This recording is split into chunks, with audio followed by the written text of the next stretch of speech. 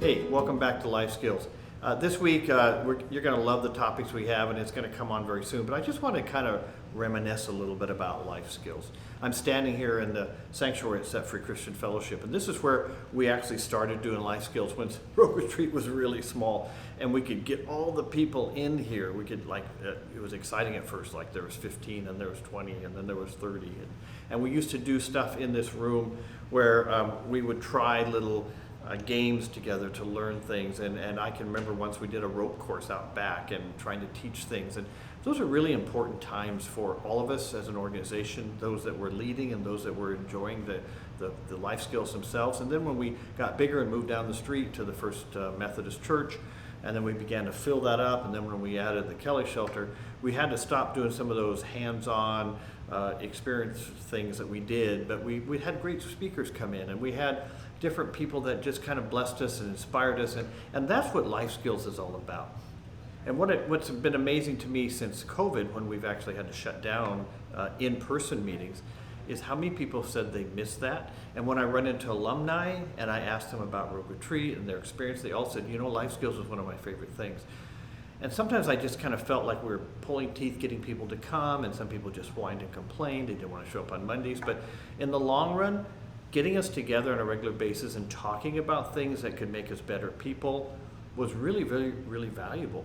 And so I'm hoping that even though now we have to do it all online and you have to listen to these things, it's still valuable, and that you can pick up some pointers along the way.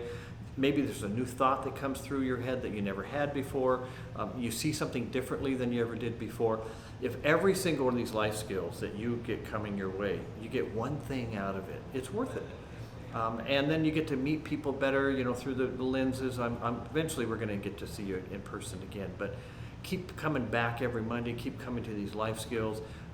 We might not be able to meet with you here, but we're meeting with you because we care about you, and we really want you to have a better life than you've ever had before, because you are a star and you're just going to shine brighter and brighter. Thanks a lot. We'll see you soon. Susan, have you seen my bug off? Your bug off? My bug off. No. I'm going to lunch in the park and I don't want to get COVID. I need my bug off. You're going to the park for lunch. Because I read on the interwebs that mosquitoes transfer COVID, and I don't want to get bit by a mosquito and get the COVID. Scotty, you don't get COVID from mosquitoes. It says so on the interwebs.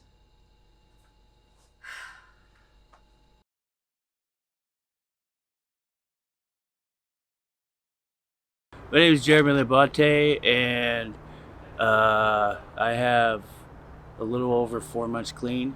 I started my path to recovery in April 27th of 2008, or 2020. Sorry. Anyway, so what brought me to Rogue Retreat and Kelly Shelter was the death of my brother. He was murdered in 2018 at the warming shelter, and I just became really chemically dependent on trying to end my life. I never thought I would reach my 40th birthday the way I was going. I was content with it. But so I spent 2 years of homelessness on the side of the roads or in the mountain, just trying to deal with the pain of addictions and my own demons. But God love came from heaven, literally, in my life, and changed the whole terrain of what is about to happen. When my brother died, I took 2 people here to Rogue Retreat a little less than 5 months ago, and I was going to drop them off, and then I was going to go back to Grants Pass where this happened and take my life. I was just in so much pain. I didn't see any hope. I didn't see any future. My health was deteriorating. I got pre-pulmonary heart failure, and I could barely walk 15 feet without having to stop. So as you can notice, my addiction took its course faster and just trying to end my life. But somebody at the Kelly shelter literally convinced me by talking with me, the staff there, and I stayed. And from that day on, I didn't pick up. I didn't have the urge to use, because I saw that there was a path for me to show this world that God does exist. Because in my life, it didn't. All it was pain and shame. Today, I feel the love of God literally taking over my life and the things that I do, my choices that I make, the people I hang around with, what I choose to do to help in others. I believe that the more I help in others, I can find my new self. And if it wasn't for Rogue Retreat, if it wasn't for the Kelly shelter, I would not be here today. I'd be dead. And I just thank them so much. I owe them my life. And if I could just say one thing, that nothing can ever steal your joy, no matter how far you feel you are so far down. Nothing can steal your joy unless you allow it. And God gave me that newfound joy, and it's up to me to keep it every day. I thank Kelly Shelter. I thank my on-track counselors, my mentors, the people that have stood behind me, and just not only just been complete mentors, but they become my friends. And one day that I can be here to serve Rogue Retreat and give back, and that's my main goal. Because from what my life has brought me, I want to make a sound so loud that the heavens hear my brother saying, "That's my brother." And for that, I just thank Rogue Retreat that I'm given the opportunity and the time to be able to see myself grow, and so I can get to know me for the very first time. And I just thank you guys. Hey, welcome back to Life Skills. Today we're going to talk a little bit about peer support. So you might be wondering, what is peer support and how does that fit into my program here? So let's talk a little bit about what peer support is. And to do that, first we kind of have to talk about recovery, because peer support is really a tool to be used to help someone in their recovery.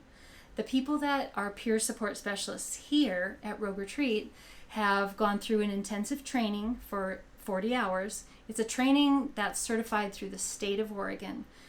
So it really does a good job of teaching people what they need to know.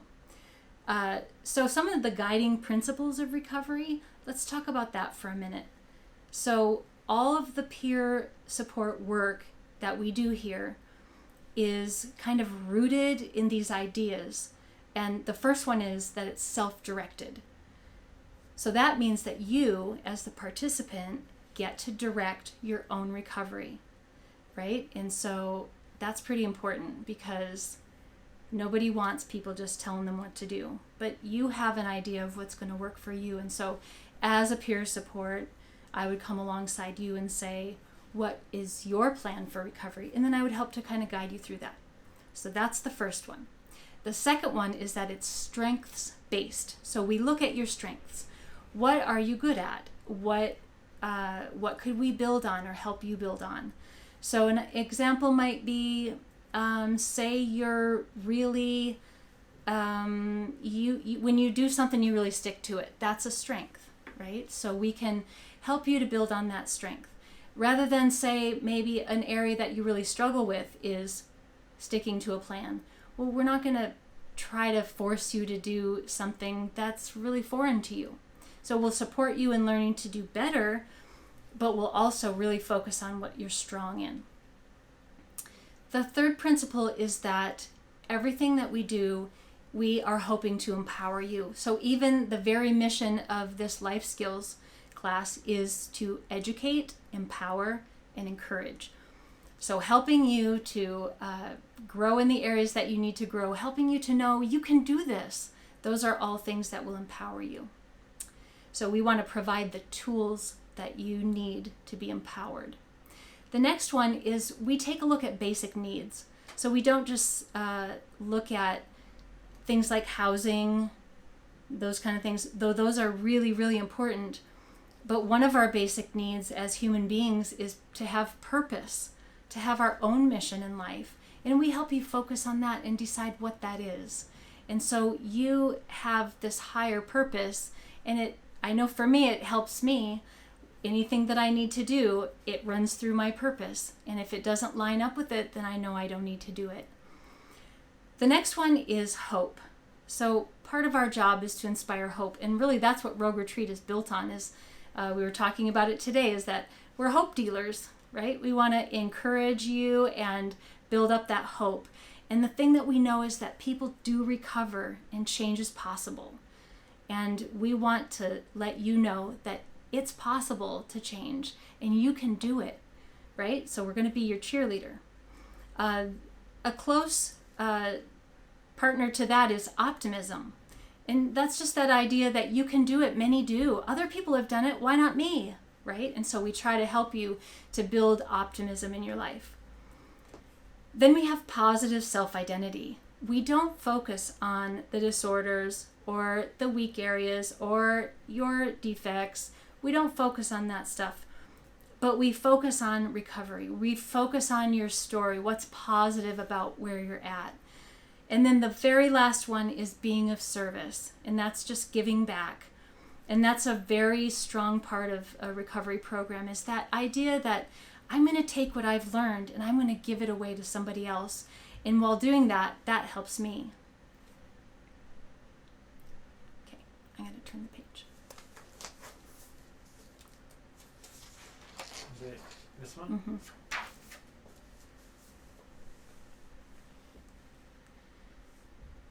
Another thing that we talk about in our peer support training is a thing called recovery core values. And really these are the things that are so true that nobody really has to argue about it, right? So there's three premises or things that we assume about recovery. And one of the very first one is that all individuals are unique. That's true, right? We're all unique, we're all different, and the recovery path that you might take is going to be different than the one that I might take. So that's our first premise. Our second one is that people in recovery, with whether it's mental health, whether it's addictions, maybe your recovery is more from being homeless, maybe it's domestic violence. It requires different pathways. So everyone's unique.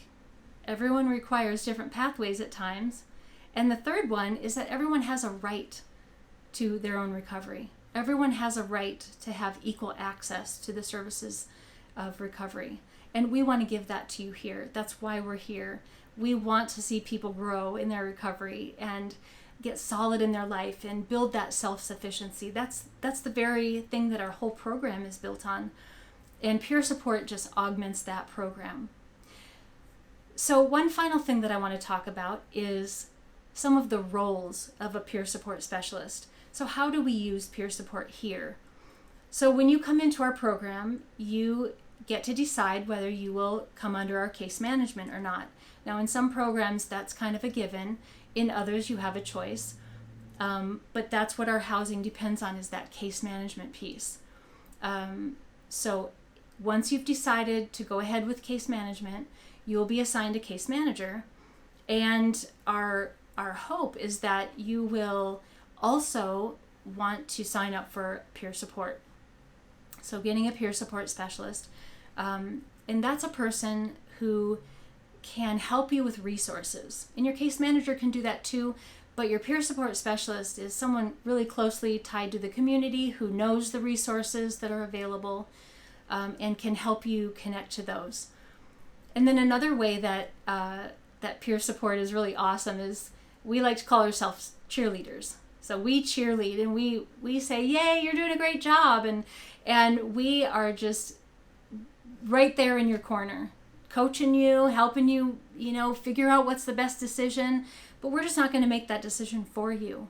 So we really want to empower you to go forward, and so we encourage you and we cheerlead you. And then another one that we really do a lot of is advocacy. So we'll advocate for you out in the community. If you need someone to show up at a court date with you, we'll do that. Whatever it takes for us to advocate for you. Even sometimes within our own program, we've advocated for people who were very close to not being a part of the program anymore, and we've said, wait, but they're doing this and this, and maybe you guys didn't know that. So we can advocate. And that's what I love about peer support, is it's that coming alongside someone. And our case managers actually use a very, very much a peer support approach. And peer support is what's called trauma-informed care. We really stick to the trauma-informed care principles, things like safety, empowerment. We talk about cultural differences. We want to be aware of those things. Collaboration. We're not doing this for you, and you're not doing it alone, but we're doing it with you. So that's a really important part of peer support. So I hope that's a good overview. If you have any questions about peer support, you can talk to me. My name is Susan. I am our program director here. Not taking Liz's place, but moving in to help her with some areas. So peer support is a great thing. If you are interested in the training, you have to have 2 years of sobriety, but if you have that and are interested, let me know as well. So hope that's been helpful, and I hope you have a good week. Take care. Bye.